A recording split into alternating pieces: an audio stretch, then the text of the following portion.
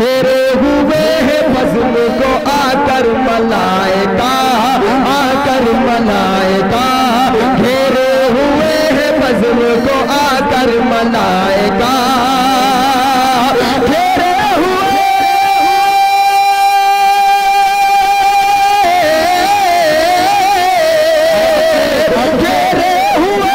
फजल को आकर मलाइका, आकर मलाइका, आकर मलाइका, रहमत बरस रही है नटनिया में देखिए।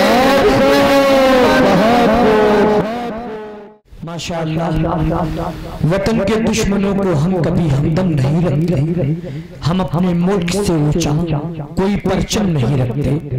वतन के दुश्मनों को हम कभी हमदम नहीं रखते, हम अपने मुल्क से ऊंचा कोई परचम नहीं रखते। तलाशी शौक से ले लो तुम हमारे मदरसों की, जहां कुरान रखते हैं वहां पर बम नहीं रखते। यकीनन आज का ये मंच हमारे लिए बड़ा ही मुतबर्रक है, क्योंकि मैंने पहले ही अर्ज किया था कि यहाँ हमारे दरमियान पूरा हिंदुस्तान नजर आ रहा है। आइए सीधे सीधे चलूं, हमारे जो सदर मोहतरम साहब हैं जनाब वाला से नासियाना कलमात सुने जाए। मैं मुल्तमिस हूँ आली जनाब हजरत मौलाना फारूक रशीदी साहब मद्दिज़िल्लाहुल आली से कि सदर मोहतरम तशरीफ लाएं और अपने नासियाना कलमात से हम सबको महसूस फरमाएं। अल्हम्दुलिल्लाह अल्हम्दुलिल्लाह व कफ़ा व सलामुन अला इबादिहिल्लज़ीना इस्तफ़ा, अम्मा बाद। फ़क़द क़ाल अल्लाहु तबारक व तआला फ़िल क़ुरआनिल मजीद, फ़अऊज़ु बिल्लाहि मिनश शैतानिर रजीम, बिस्मिल्लाहिर रहमानिर रहीम। इन्नल्लाह इश्तरा मिनल मुअमिनीना अनफुसहुम व अमवालहुम बिअन्न लहुमुल जन्नह, व क़ाला नबी सल्लल्लाहु अलैहि वसल्लम कुन फ़िद दुनिया कअन्नका गरीब औ आबिरिस सबील।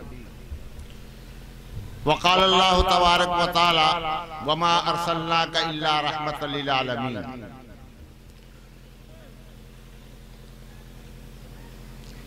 इस्लाम की राहें अब भी हैं खुली, आसार निसा सब कायम हैं। इस्लाम की राहें अब भी हैं खुली, आसार निसा सब कायम हैं। अल्लाह के बंदों ने लेकिन इस राह पे चलना छोड़ दिया। हजरात उलमाए किराम और शोराए इज़ाम और हमारे मंच पे तशरीफ फरमा इलाके के प्रधान जी साहिबान और मेरी प्यारी माँ बहनें, ये जलसा जलसे सीरतुन नबी सल्लल्लाहु अलैहि वसल्लम के नाम से मंसूब है। पिछला महीना जो गुजरा है उस पूरे महीने के अंदर नबी की सीरत के जलसे हुए, और जिन लोगों ने उस महीने के अंदर मौका न मिला तो इस महीने में शुरू कर दिया। गर्ज़े की नबी के नाम की जलसे पूरे साल होते हैं और होना भी चाहिए, लेकिन नबी करीम सल्लल्लाहु अलैहि वसल्लम ने जो तालीम हमें दी है, जो तरीका हमें बताया है और जिस तरीके को लेकर के हमारे आका जनाब मोहम्मद रसूलुल्लाह सल्लल्लाहु अलैहि वसल्लम तशरीफ लाए, उस चीज से मुसलमान कोसों दूर है।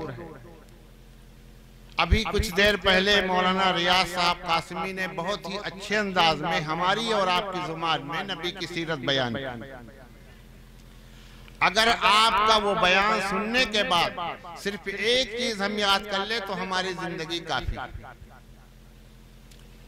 परसों का जो दिन गुजरा है 11वीं का, मुसलमानों का कितना पैसा सर्फ हुआ होगा, इसलिए कि हम मुसलमान हैं ना। जलसा इसलिए करते हैं कि हम मुसलमान हैं, लेकिन नबी की जो तालीम थी, नबी का जो तरीका था, उससे हम, हमारा घर, हमारी औलादे खाली है। 11वीं किसके नाम से मनाई जाती है? हर मुसलमान जानता है। क्या होता है? हर मुसलमान जानता है। अगर कोई नहीं जानता तो ताजिर, खास तौर से हलवाई बिरादरी जानते हैं कि 11वीं के दिन हमें शादी नहीं करनी, इसलिए हमारी तिजारत का वक्त है, हमारा नुकसान हो जाएगा। लेकिन दोस्तों, मौलाना ने ऐलान किया नसीहताना बातें कहनी है, मुझे सीरत की तकरीर नहीं करनी। सिर्फ काली कमली वाले आका जनाब मोहम्मद रसूलुल्लाह सल्लल्लाहु अलैहि वसल्लम जिस मकसद के लिए आए थे, उस मकसद को लेकर के उम्मत के सामने खुद पेश किया और सहाबा को पेश किया। और जिन लोगों ने नबी करीम सल्लल्लाहु अलैहि वसल्लम की सीरत को अपनी जिंदगी के अंदर ढाला, वो कामयाब हुए और उनकी आने वाली नस्ल कामयाब होगी। 11वीं के अंदर बहुत लंबा वाकया है शाह अब्दुल कादिर जिलानी रहमतुल्लाह अलैह का। उन्हीं के नाम से फातिहा होता है, खुरमे बनाए जाते हैं। शाबान का महीना आएगा, अवैश करनी को याद करेंगे। लेकिन मुझे कहना यह है कि शाह अब्दुल कादिर जिलानी रहमतुल्लाह अलैह की जिंदगी कैसी थी, वो कौन सा अमल किया था, उन्होंने नबी के तरीके पर किस तरीके से जिंदगी गुजारी थी। यूं लिखा है कि बाप का इंतकाल हो गया था और 4 साल की उम्र के अंदर, बल्कि ये कहा जाए जिस दिन उनकी माँ ने उनको एक उस्ताद के पास ले गई और उस्ताद ने बिस्मिल्लाह पढ़ के पढ़ाया, अपनी जुबान से कहा बच्चे पढ़ो, तो उन्होंने सूरह बकरा पढ़ के सुना दिया था। 4 साल की उम्र के अंदर हाफिज़े कुरान हो गए। और उसके बाद जीलान के अंदर उनसे बड़ा कोई आलिम नहीं था। जब 8 साल की उम्र हुई है और उनसे बड़ा कोई आलिम जीलान के नहीं था, और जब उनको ये खबर हुई कि बगदाद के अंदर बड़े बड़े उलमा मौजूद हैं, मुहद्दिस मौजूद हैं, तो शाह अब्दुल कादिर जिलानी रहमतुल्लाह अलैह अपनी माँ से दरख्वास्त करते हैं, ऐ माँ मुझे आप इजाजत दे दीजिए, हम जाएंगे बगदाद अल्लाह के रसूल जनाब मोहम्मद रसूलुल्लाह सल्लल्लाहु अलैहि वसल्लम की हदीसों को पढ़ने के लिए और उनको अमली जामा पहनाने के लिए, उनको अपने सीने के अंदर महफूज करने के लिए। लेकिन बूढ़ी माँ इजाजत नहीं दे रही। 1 दिन इजाजत मांगी, 2 दिन इजाजत मांगी, गर्जे की माँ ने अपने सीने के ऊपर पत्थर नहीं बांध सकी और बेटे से कहा कि हमें हमारी तरफ से इजाजत नहीं। लेकिन एक रात अब्दुल कादिर जिलानी रहमतुल्लाह अलैह फरमाते हैं कि एक रात का आखिरी हिस्सा शुरू न हुआ कि माँ ने मुझे बेदार कर दिया, जगा दिया और कहा बेटे उठो, तुम्हारा सफर का सामान तैयार है, नाश्ता तैयार है, काफिला करीब आ चुका है। तो कहा माँ क्या वजह है? तो कहा तुम बगदाद जाने के लिए तैयार थे, तुम्हारी तैयारी कर चुके हैं और तुम तो से सफर बांधो और चल दो। माँ ने कहा, माँ से बेटे ने कहा माँ जान आप तो इजाजत नहीं देती थी, वजह क्या पेश आई? कहा काली कमली वाले आका जनाब मोहम्मद रसूलुल्लाह सल्लल्लाहु अलैहि वसल्लम आज रात मुझे ख्वाब में नजर आए और कहा तू अपने पेट के ऊपर पत्थर बांध दे अपने सीने के ऊपर और अपने बेटे को हमारी हदीस और हमारी तालीम हासिल करने के लिए इजाजत दे। इसलिए बेटा मैं तुम्हें इजाजत देता हूँ, वरना मुझे ये पसंद नहीं था मेरा ये मासूम कम उम्र बच्चा मुझे छोड़ करके दूसरी जगह चला जाए। 4 साल बगदाद के अंदर रहे। आपका कौन सा कारनामा मुसलमान जानता है? मुसलमानों सुनो, अब्दुल कादिर जिलानी रहमतुल्लाह अलैह को माँ ने तैयार कर दिया, सारा असासा तैयार कर दिया और कुछ पैसे कुछ अशरफियाँ आपको जरूरत के लिए सामान दिया और कुछ खर्चे के लिए पैसे दिए। और वो एक महफूज जगह के अंदर जिसको अचकन लिखा है किताबों के अंदर और हम कहते हैं सलूका जो पहले पहनते थे लोग, बगल में सिल दिया। और जिस तरीके से हमारी और आपकी आदत है कि बेटा अगर सफर में जाता है, मोटरसाइकिल होती तो कहते हैं बेटे तेज मत चलाना, संभल के चलना, कमाने जाता है तो माँ बाप ये नसीहत करते हैं बेटा झूठ मत बोलना, अपने मालिक की वफादारी करना, मेहनत से काम करना। उसी तरीके से शाह अब्दुल कादिर जिलानी रहमतुल्लाह अलैह की माँ ने चलते वक्त सिर्फ एक नसीहत की थी। उस नसीहत को अगर अब्दुल कादिर जिलानी रहमतुल्लाह अलैह के मानने वाले और 11वीं मनाने वाले सिर्फ उसके ऊपर अमल कर ले तो दुनिया के अंदर सुधार आ जाए। बेशक माँ ने कहा था बेटा झूठ मत बोलना। बहुत सी नसीहतें की थी, उनमें एक मशहूर नसीहत ये थी कि बेटा बगदाद तो तुम जा रहे हो लेकिन झूठ मत बोलना। बेटा सफर में चला गया। उस जमाने का यह हाल था, गाड़ियों से पैदल लोग सफर किया करते थे। लुटेरे राहों के ऊपर बैठ करके काफिले का इंतजार करते थे, कोई आ जाए जिसके हम माल को हड़प कर ले और उनकी जायदाद को छीन ले। आप जिस काफिले के साथ जा रहे थे, वो काफिला जब पहुंचा और काफिले को लुटेरों ने रोक लिया, सारा माल छीन लिया, सारी जायदाद छीन ली। आखिर में नंबर आया उस 8 साल बच्चे का। उसके पास पहुंचे तो कहा तुम्हारे पास क्या है? तो उस बेटे ने कहा, शाह अब्दुल कादिर रहमतुल्लाह अलैह ने फरमाया कि मेरे पास 40 अशरफियां हैं। अब वो सोचने लगे कि मासूम सा बच्चा इतनी जायदाद का मालिक कहाँ हो सकता है। उसने जाकर के अपने काफिले के डाकुओं के सरदार से कहा, जिसका नाम था अहमद बदवी, कहा एक काफिले के अंदर एक मासूम सा बच्चा है, वो बात जो कह रहा है वो मेरे समझ से बाहर है। वो ये कह रहा है कि मेरे पास पैसे हैं और वो महफूज जगह के अंदर है। डाकू ने उसे बुलाया और बुलाने के बाद पूछा, बेटे तुम्हारे पास क्या है? सारी बात जो माँ ने कहा था वो कह दिया। तो कहा कहाँ है? निकाल के दिखाया। तब डाकुओं के सरदार ने कहा, ये बताओ बेटे, ये महफूज जगह के अंदर तुम्हारा माल महफूज था, अगर तुम न बताते तो हमें इसका इल्म नहीं था, तुमने इसका जाहिर क्यों कर दिया? कहा मेरी बाँ ने चलते वक्त मुझसे नसीहत की थी कि बेटा झूठ मत बोलना। मुसलमानों, शाह अब्दुल कादिर जिलानी रहमतुल्लाह अलैह के झूठ न बोलने की वजह से वो लुटेरों का सरदार और पूरा का पूरा काफिला ईमान के अंदर दाखिल हो गया। और यहाँ तक लिखा है कि जो कुछ उनको याद था उन लोगों से जाके माफी तलाफी की और अपने गुनाहों के ऊपर नादिम हुए। और अपने गुनाहों पे नादिम होने के बाद अल्लाह के बड़े बड़े वली बन गए। आज मुसलमानों, हम ये देखें कि हमारी जिंदगी के अंदर झूठ कितना है। आज जो जलसे हो रहे हैं, इन जलसों से जो पैगाम उलमा तक पहुंचाते हैं, तो सिर्फ जलसे की कुर्सी के अंदर या पिंडाल ही के अंदर महदूद है। आज उलमा अगर आपके सामने नबी की सीरत बयान करें तो घर जाने के बाद ये कहेंगे मजा नहीं आया। मजा कब आएगा? जब शोराए किराम हो, नाचने गाने वाले हो। मैं कहता हूँ नबी की सीरत को पढ़ो और नबी की सीरत को सुनो और नबी की सीरत को अपनी जिंदगी में लाओ, फिर देखो तुम्हारे घर का माहौल बदलता है नहीं बदलता है। जिन लोगों ने नबी की सीरत को पढ़ा और उस पर अमल किया, वो हिंदुस्तान के बड़े बड़े बादशाह गुजरे हैं।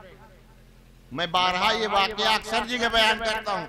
आपके हिंदुस्तान का एक बादशाह गुजरा है जिसका नाम था ख्वाजा शमसुद्दीन अल्तमस, बादशाह शमसुद्दीन अल्तमस।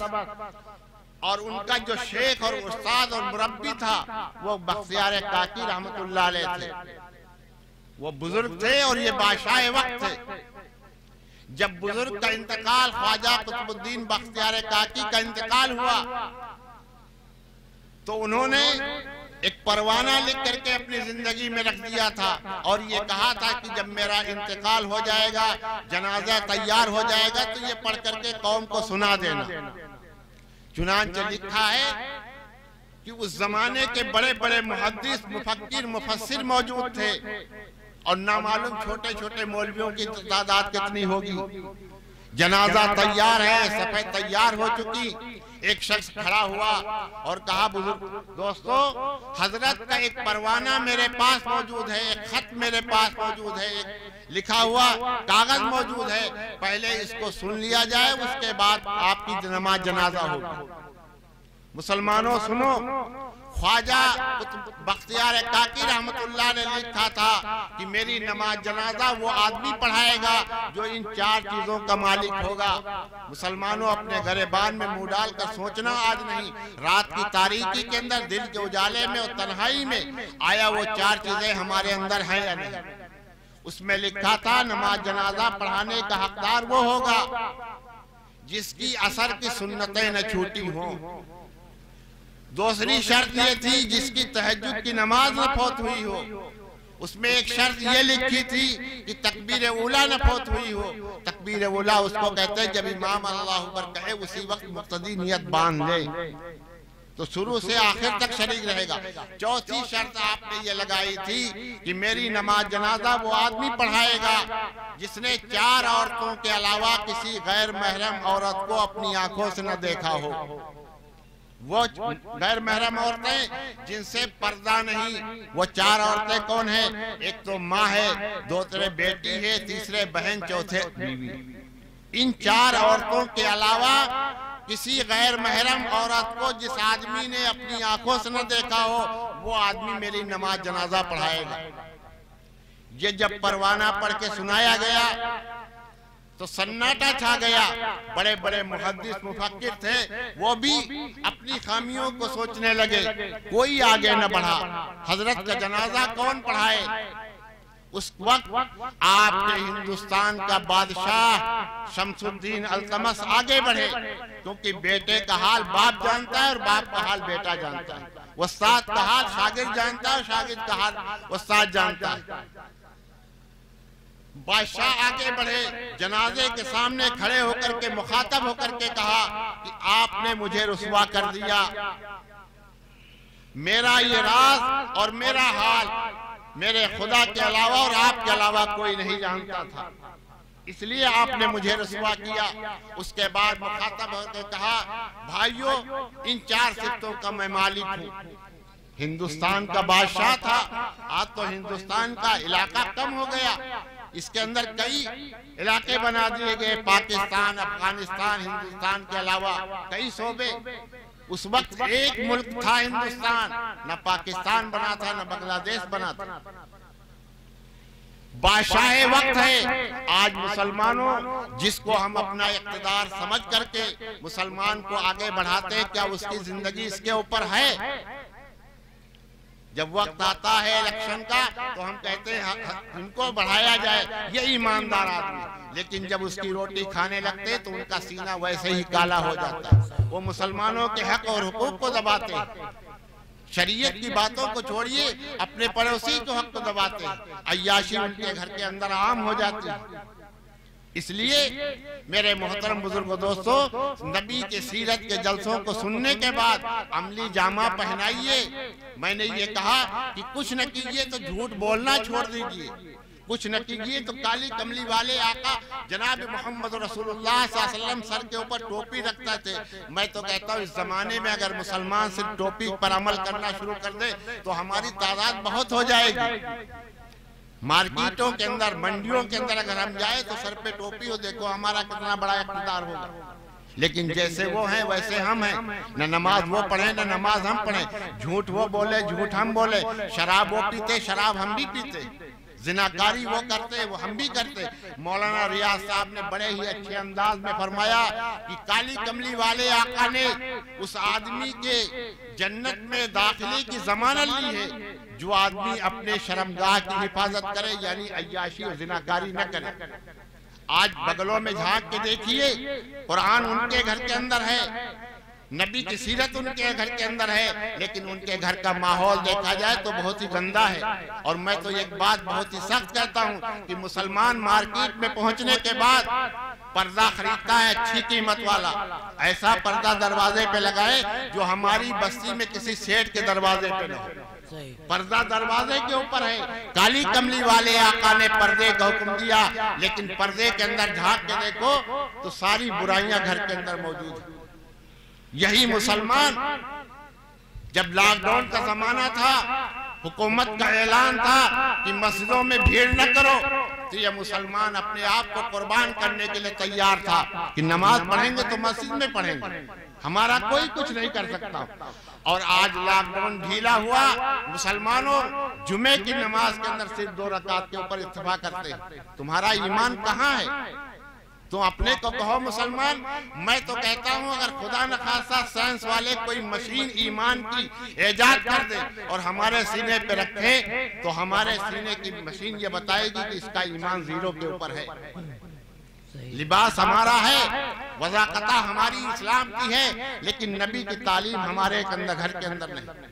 काली कमली वाले आका जनाब मोहम्मद रसूलुल्लाह सल्लल्लाहु अलैहि वसल्लम ने हिंदू मुस्लिम के अंदर कोई इम्तियाज नहीं किया। मौलाना रियाज साहब ने जो बातें कही मेरे ज़हन में है, एक मर्तबा काली कमली वाले आका जनाब मोहम्मद रसूलुल्लाह सल्लल्लाहु अलैहि वसल्लम के घर के अंदर सालन पक रहा था, गोश्त पक रहा था। अल्लाह के रसूल आए, अपनी अज़वाज मुताहरा से पूछा क्या पक्का? फरमाया फला चीज पक्की है। कहा पड़ोसी के घर में पहुंचाया तो कहा वो तो यहूदी है, वो मुसलमान नहीं। आका ने फरमाया अगर यहूदी है तो एक हक है, मुसलमान होता तो दो हक होते। आका ने क्या तालीम दी? आका ने तालीम ये दी कि मुसलमानों, अगर अल्लाह ने आपको साहिब हैसियत, साहिब माल बनाया है, आप अपनी मार्केट से अगर अपने बच्चों के खाने का चीजों को लेकर के आते हैं तो बेहतर ये है कि गरीब पड़ोस के घर के बच्चों को दें। और अगर ये न कर सको तो उन बाजार की चीजों के मसलन केला है, सेब, उनके छिलकों को दरवाजे के ऊपर मत डालो कि आपका गरीब पड़ोसी का बच्चा देख करके रोए और अपने माँ बाप से फरियाद करे। उनकी वसात इतनी नहीं है कि वो अपने बच्चे को ला के दे। वो बच्चा जब रोएगा तो आपके लिए वबाल जान बनेगा। इसलिए मेरे मोहतरम बुजुर्ग दोस्तों, सीरत के जलसों से आकाए मदी जनाब मोहम्मद रसूलुल्लाह सल्लल्लाहु अलैहि वसल्लम की पैदाइश 571 ईस्वी के अंदर हुई और हजरत ईसा अलैहिस्सलाम के बाद से 571 साल तक कोई नबी नहीं आया। और जब नबी नहीं आया तो लोगों ने कहना सुनना बंद कर दिया, हराम हलाल जो कुछ मनमानी जिंदगी गुजार रहे थे। 571 साल के अंदर इतनी वरियानियत और इतनी बुराइयां पैदा हो गई कि लोग इंसान का दुश्मन हो गया। यहाँ तक कि जिहालत इतनी आम हो गई कि लोग पानी के घाट के ऊपर, नदी के किनारे के ऊपर ऊंचे कबीले का आदमी, ऊंचे खानदान का आदमी अपने जानवरों को बड़े खानदान के घाट के ऊपर पानी नहीं पिला सकता था। यानी जहां पर जानवर ले जाने का रास्ता उसको घाट बोलते हैं। एक मर्तबा कुछ लोगों ने अपने ऊंटों को लाइल्मी की वजह से या जानवरों की गलती की वजह से दूसरे के घाट के ऊपर दरिया के अंदर पानी पिला लिया तो उसमें इतनी मारधाड़ हुई कि 70 कत्ल हो गए कि तुमने हमारे घाट के ऊपर पानी क्यों पिलाया। हालांकि नबी करीम सल्लल्लाहु अलैहि वसल्लम इसको लेकर के नहीं आए थे। नबी करीम सल्लल्लाहु अलैहि वसल्लम ने बर्बरियत का हुक्म दिया। ईमान अगर हमारा है तो हम नबी की सीरत पे अमल करें। गैर मुस्लिम है, वो अपने धर्म का पाबंद है तो हम उसके धर्म को बुरा न कहें, ये हमारे नबी की तालीम है। लेकिन मुसलमान न अपने दीन को समझता है न पड़ोसी के दीन को समझता है। बस उसका काम ये है कि बाजारों में बैठकर उलमा की बुराइयां करना, बाजारों में बैठकर मस्जिद के इमाम की बुराइयां करना। मस्जिद का जिम्मेदार जिसको हफ्ते में एक मर्तबा मस्जिद में आने की तौफीक अल्लाह नहीं देता, वो मौलवियों के ऊपर, इमामों के ऊपर उंगलियां उठाता है। मैं कहता हूँ शर्म करो, जो तुम्हारे रहनुमा और रहबर हैं। खुदाए पाक की कसम, ईमानदारी से बताओ इस लॉकडाउन के अंदर आपने अपने मौलवियों की, अपने इमामों की कितनी कदर की? आपके अंदर ईमान। आप तो सिर्फ ये कह देते हैं भाई मौलवी साहब घर जाइए, अब तो मदरसे में तालीम नहीं होगी। कभी आपने सोचा शादी ब्याह में नाई को आपने मना लिया, धोबी और भंगिन को आपने मना लिया, उनके लिए जोड़ा बना लिया।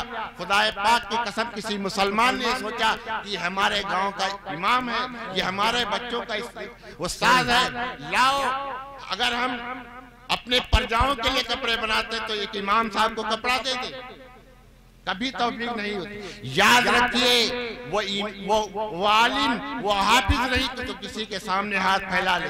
आलिम और हाफिज की शान ये है कि वो भूखा मर जाएगा लेकिन किसी के सामने हाथ नहीं फैलाएगा।